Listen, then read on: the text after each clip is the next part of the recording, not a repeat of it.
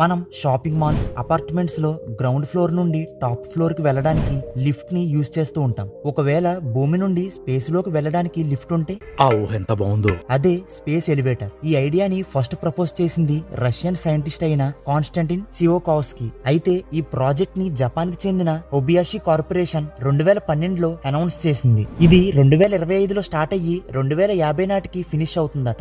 దీనిలో 4 to 6 cables elevator కి connect అయి ఉంటాయి. ఈచ్ కేబుల్ భూమి నుండి స్పేస్ కి ప్రయాణించే ఎలక్ట్రోమాగ్నెటిక్ వెహికల్ కి కనెక్ట్ అయి ఉంటాయి. పైన ఉన్న కేబుల్స్ అంతరిక్షంలో స్పేస్ స్టేషన్ లా కనిపించే దీనికి కనెక్ట్ అయి ఉంటాయి. అలాగే బాటమ్ లో ఉన్న కేబుల్స్ మాత్రం భూమి మీద 50 కిలోమీటర్ల పొడవైన టవర్ కి కనెక్ట్ అయి ఉంటాయి. ఈ ఎలివేటర్ పొడవు 35,786 కిలోమీటర్లు. అయితే దీని సహాయంతో అధిక మొత్తంలో పేలోడ్స్ ని చాలా ఈజీగా అండ్ సేఫ్ గా స్పేస్ లోకి తీసుకువెళ్లొచ్చని, అలాగే దీని సహాయంతో చంద్రుడిపై సిటీస్ ని నిర్మించుకోవచ్చని నాసా చెబుతుంది.